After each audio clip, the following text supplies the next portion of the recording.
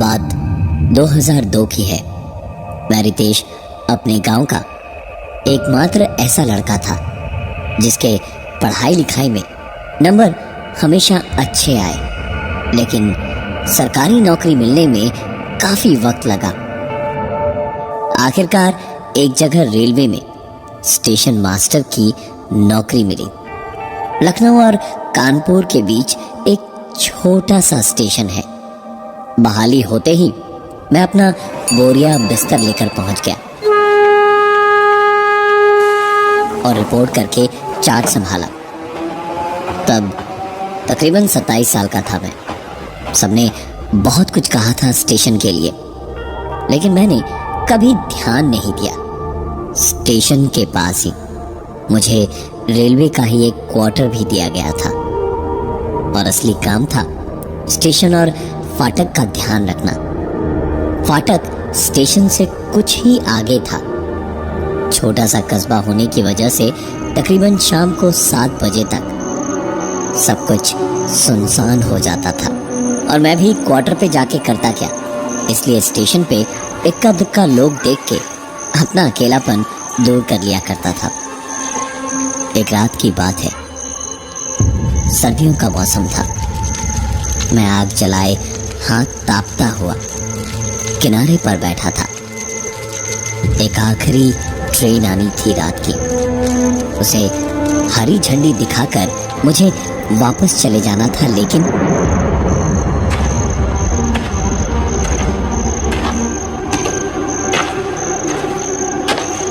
मुझे एक औरत दिखाई दी। बंद फाटक को एक तरफ से पार करके जा रही थी वो। ऐसी जगह पर इतनी रात गए कोई लड़की दिखेगी, ये इस जन्म में तो सोचना ही नामुमकिन था। लेकिन ये औरत रोज इसी वक्त फाटक पार करके कहीं तो जाती थी, पता नहीं कैसे। लेकिन मेरा भी ईमान एक पल को उस एक रात को डोल गया और मैं चिल्लाया, अरे कहाँ चली? बहुत सर्दी है, जरा हमसे भी मिलके जाओ कभी। उसके ठीक बाद जो हुआ मैं कभी नहीं भूल सकता। अंधेरे में कुछ समझ आया तो बस इतना कि वो रुकी, मेरी ओर पलटी और एक गिट्टियों में पड़ा हुआ पत्थर किसी गोली की तरह आकर मेरे सर पे लगा और मैं वहीं तुरंत बेहोश हो गया। फाटक पर ड्यूटी कर रहे राम कृपाल ने संभाल लिया उस रात मुझे, वरना नौकरी तो जाती ही। आखिरी ट्रेन जिसके लिए रुका हुआ था उसका भी एक्सीडेंट हो जाता। सवेरे आँख खुली तो अच्छा खासा दर्द तो सर में था ही, साथ में सर पे पट्टियां भी बंधी थी और दिमाग में गुस्सा जो भरा था वो अलग। बस रात होने का ही इंतजार था मुझे। बस रात हुई और मैं चुपचाप उस औरत के आने की राह देखने लगा। काफी देर तक एक ही जगह खड़े खड़े मेरा गुस्सा और बढ़ गया था। मच्छरों और कीड़ों ने मुझे परेशान कर रखा था, पर आखिरकार वो औरत मुझे दिखाई दी। मैं भी चिल्लाकर उसके पीछे दौड़ा, अरे रुक! पत्थर मार के सोचा छोड़ दूंगा। पत्थर मार के गई थी ना कल, आज तेरी खैर नहीं, आज तुझे छोड़ूंगा नहीं मैं। और मैं उसके पीछे दौड़ा। आज वो रुकी नहीं, रेल की पटरी पे ही दौड़ पड़ी। कुछ भी कहो लेकिन उसमें दम तो था। इतनी रात को रोज आती थी यहाँ, अंधेरे में कदमों की आहट के सहारे। मैं भी उसके पीछे पीछे भागा। आवाज से इतना तो समझ आ रहा था कि वो मुझसे कहीं तेज भाग रही थी। अपनी जान और इज्जत बचाने के लिए इंसान में ताकत आ ही जाती है। मैं पीछे पीछे भागते हुए अचानक से अंधेरे में लड़खड़ाया और बुरी तरह मुंह के बल गिर पड़ा।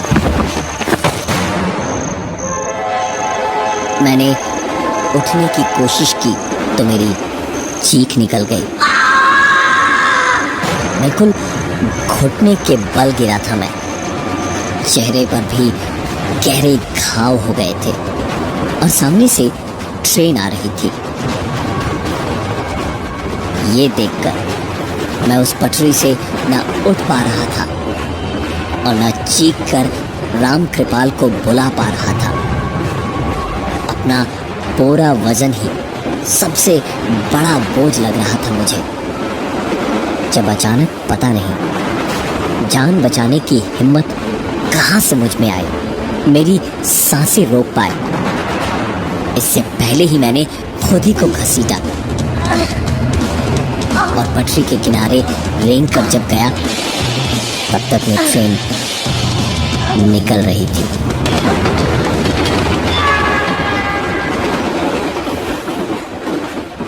अब बहुत ज्यादा हो चुका था ये मेरे लिए। बात इज्जत की थी। अब पहले दिन पत्थर मार दिया और आज ट्रेन के नीचे आते आते बचा। मैंने सोच लिया था कि इसे तो छोड़ूंगा नहीं। आज के आज हिसाब बराबर कर दूंगा। सवेरे बदन पर लगी हुई चोटों की मरहम पट्टी करवाकर मैं ड्यूटी पर गया।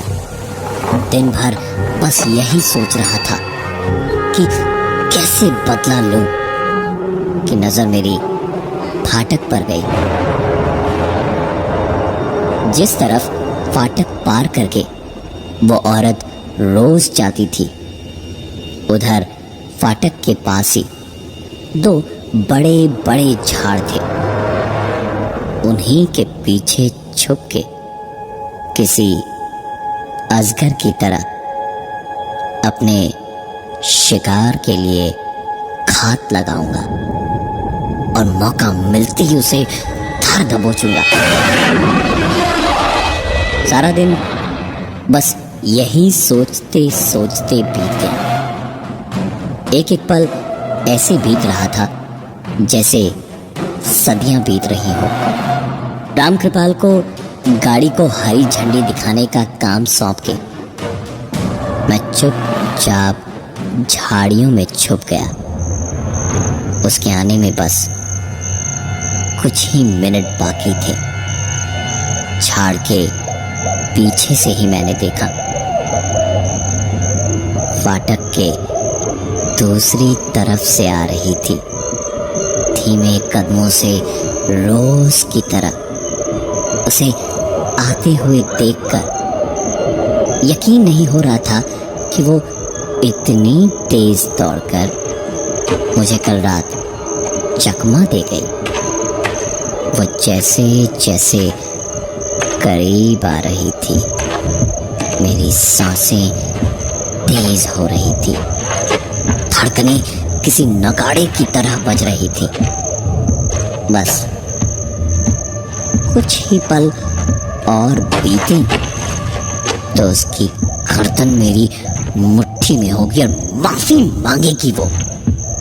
यही सारी बातें मैं सोच रहा था जब पता नहीं अचानक कैसे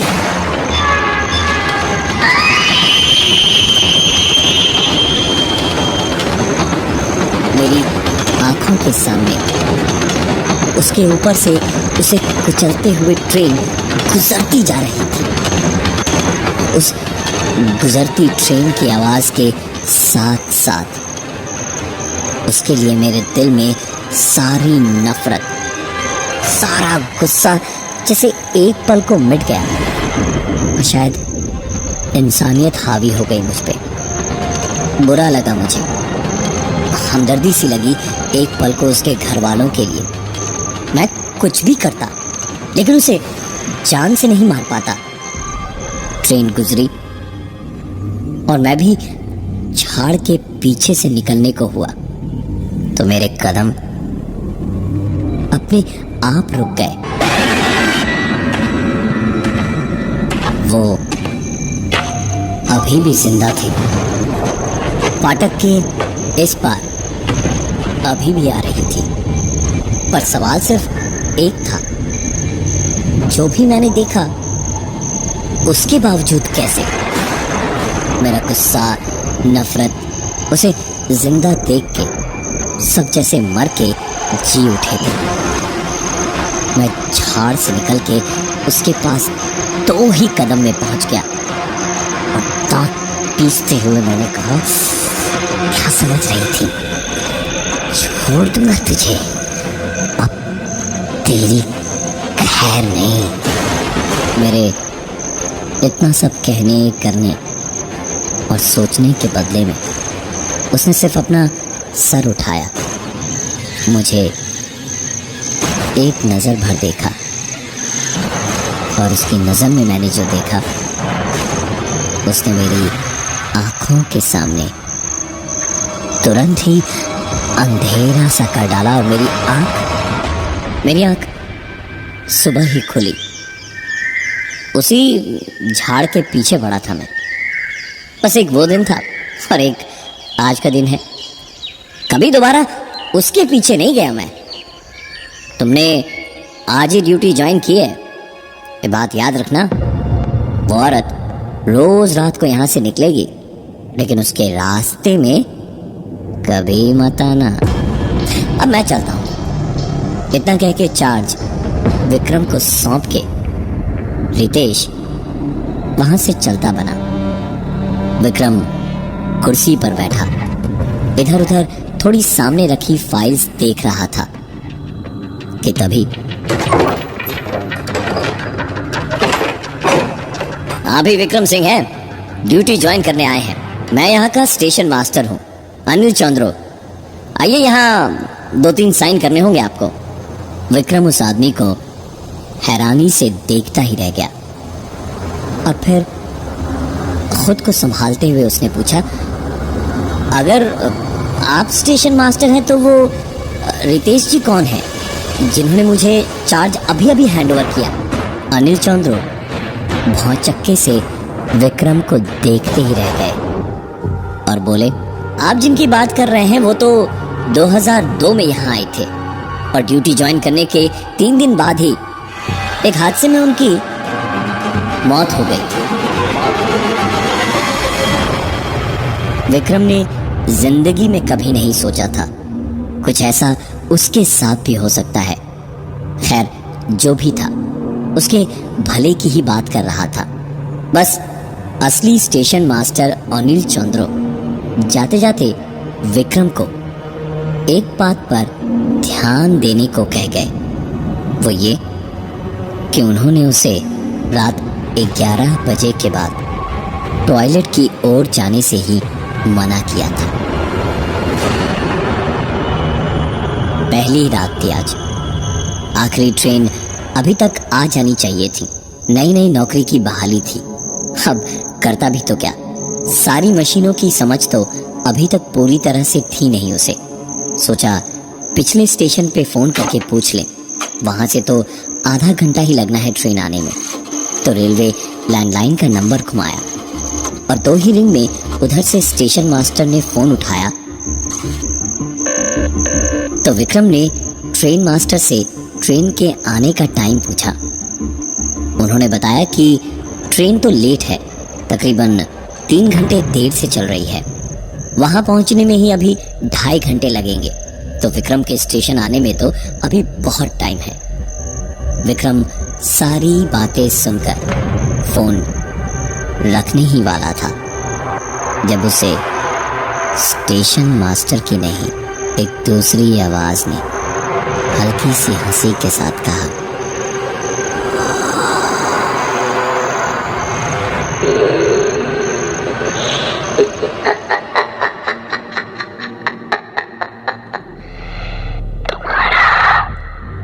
स्वागत है स्टेशन मास्टर।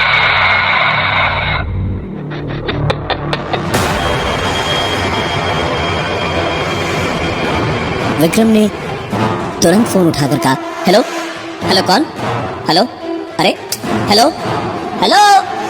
विक्रम ने गुस्से से फोन पटक दिया।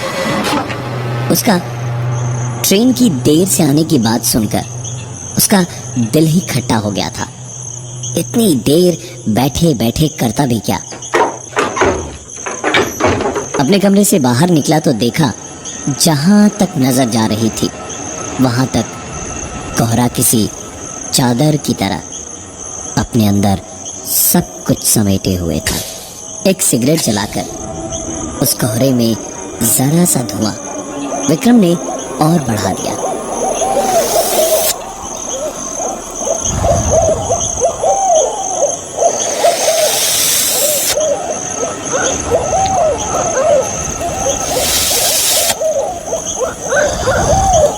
विक्रम बाहर अपनी सिगरेट के कश खींच ही रहा था जब दौड़ के विक्रम गया और फोन उठाया तो उसी स्टेशन से फोन था जहां अभी ट्रेन का हाल पता करने के लिए उसने स्टेशन मास्टर को फोन किया था। इस बार जब फोन वहां से आया तो स्टेशन मास्टर ने कहा, अरे बाबू साहब, तुरंत फाटक के पास चले जाइए, ट्रेन पहुंचती होगी 5 से 10 मिनट में आपके वहाँ।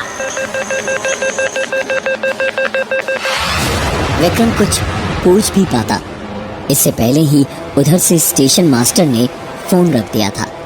विक्रम ने लालटेन और झंडे उठाए और भागा सीधे फाटक की ओर। कोई नहीं था इस वक्त वहां। गार्ड को दिल ही दिल में गालियां देता हुआ विक्रम वहीं ठंड में खड़ा ठिठुरता रहा। 5 मिनट की बात कही थी उस स्टेशन मास्टर ने, लेकिन उस कोहरे और ठंड में खड़े खड़े विक्रम को तकरीबन 2.5 घंटे बीत गए और कोई ट्रेन नहीं आई। विक्रम को इतनी देर से जो गुस्सा धीमे धीमे आ रहा था वो अब बहुत ज्यादा भर गया था। झंडा पटक के वापस अपने केबिन की ओर गया और फोन मिलाया। स्टेशन मास्टर के फोन उठाते ही चिल्ला पड़ा विक्रम बुरी तरह से, ये क्या आपको मजाक लग रहा है क्या? यहाँ इस ठंड में मेरा इस तरह से ड्यूटी करना? 2.5 घंटे से खड़ा हूँ, लेकिन ट्रेन तो क्या उसकी हवा तक नहीं लगी मुझे। विक्रम की बात खत्म हुई तो उधर से स्टेशन मास्टर का जवाब आया, आप बेफिजूल इतना चिल्ला क्यों रहे हैं? सीनियर हूँ आपका, और ट्रेन का तो मैंने आपको बताया ही था कि करीबन 3 घंटे लेट है, तो आप गए ही क्यों फाटक पे? विक्रम 2 पल को तो कुछ बोल ही नहीं पाया और ठीक उसी वक्त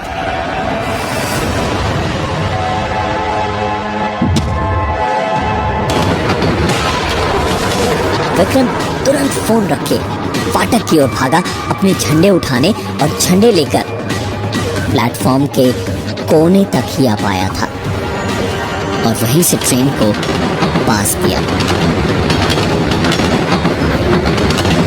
उस दंदना कर भागती हुई ट्रेन के डब्बों के बीच की खुली जगह से रह रह के विक्रम को अपने ठीक सामने वाले प्लेटफॉर्म पे एक औरत खड़ी दिखाई दे रही थी, लेकिन ट्रेन के वहां से चले जाते ही वो औरत अब वहां नहीं थी।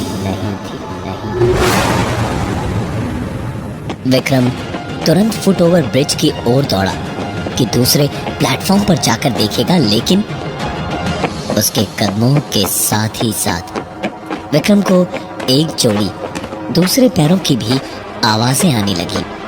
विक्रम और जल्दी जल्दी दौड़ा और प्लेटफॉर्म पे पहुंचते ही उसने देखा कि उस पार के प्लेटफॉर्म पे वही औरत इस वक्त विक्रम के केबिन में चोरों की तरह घुस रही थी और जैसे किसी से छुप रही थी। विक्रम ने घड़ी देखी उस वक्त 12:15 बज रहे थे।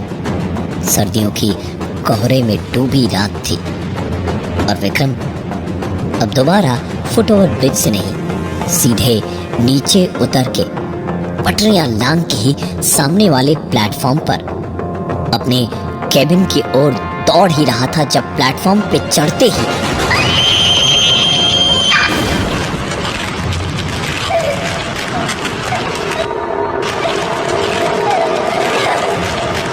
वो औरत जमीन पर ऐसे घिसती हुई चली जा रही थी जैसे कोई उसे घसीट कर ले जा रहा था। विक्रम को ये देख के किसी लोहे की ईंट की तरह खुद को भारी होता महसूस हो रहा था।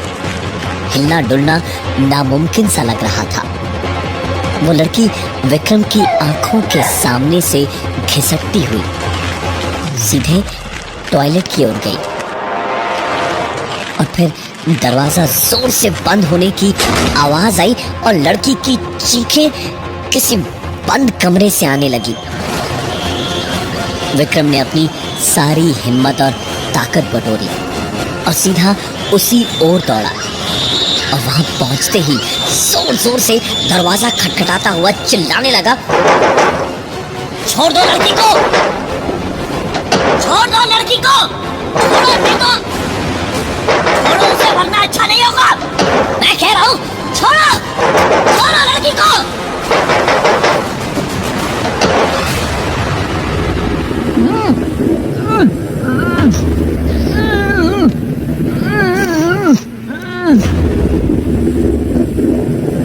विक्रम की बात पूरी हो उससे पहले ही उसे दीवार पर किसी ने जैसे गर्दन से पकड़ के चिपका दिया।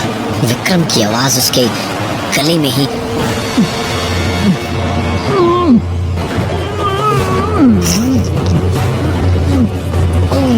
अटक के रह गई। विक्रम हिल भी नहीं पा रहा था और चीखें उस लड़की की गूंजे जा रही थी। अंदर हैवानियत का कैसा अजीब खेल चल रहा था कि उस लड़की के सिवाय कोई दिखाई ही नहीं दिया, लेकिन फिर भी वो इस कदर चीख रही थी जिससे पत्थर भी पिघल जाता। अचानक तभी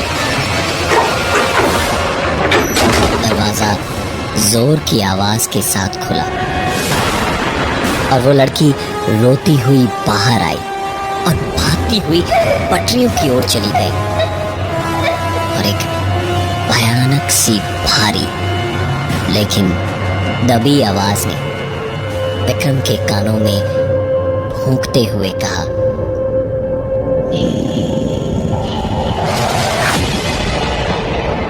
आइंदा बीच में मत आना, वरना जान से मार दूंगा स्टेशन मास्टर।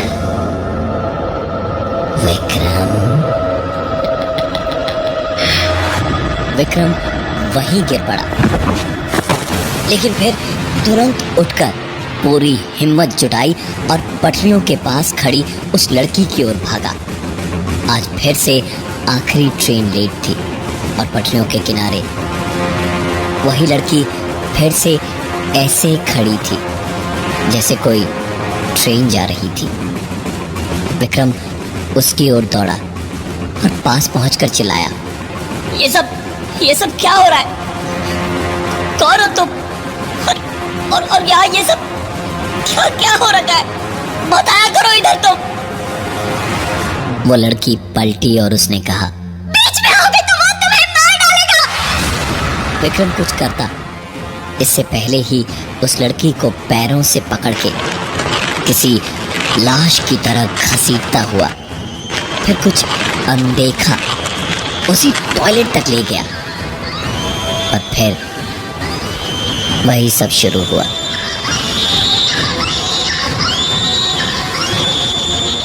विक्रम ने सोच लिया था कि मैं इसे रोक कर रहूंगा। वो हाथ में एक डंडा और दूसरे हाथ में एक पत्थर लेकर दौड़ा और दरवाजे पर जोर जोर से मारने लगा, लेकिन इस बार उसे किसी ने दीवार से नहीं लटकाया, किसी ने उसका गला पकड़ के उसकी आवाज नहीं दबाई।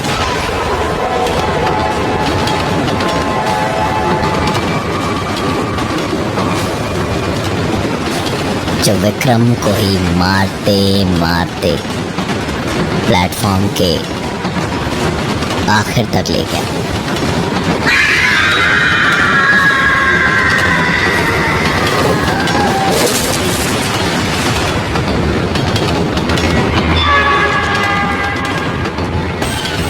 विक्रम को चलती ट्रेन के नीचे फेंक दिया किसी न दिखाई देने वाली शक्ति ने। विक्रम के पहले जो स्टेशन मास्टर थे, अनिल चंद्रो, उन्होंने भी हर रात चीखें सुनी, लेकिन पहली बार उन्हें भी मना किए जाने के बाद वो कभी उसे रोकने नहीं गए और इसीलिए जिंदा रहे। ये वही टॉयलेट था जहां गांव की इस लड़की को घसीटकर रितेश ने हैवानियत का खेल खेला था और इसी लड़की ने रितेश को आखिरी ट्रेन के नीचे फेंककर रितेश की मौत से अपना बदला तो पूरा किया, पर उसे क्या पता था कि इसके बाद वो जहां कहीं भी होगी उसे घसीटकर रोज रितेश की आत्मा यहीं ले आएगी। विक्रम की मौत के बाद अगले स्टेशन मास्टर की वहां बहाली हो चुकी है। ज्वाइनिंग बस कल की है। वो स्टेशन मास्टर आप तो नहीं।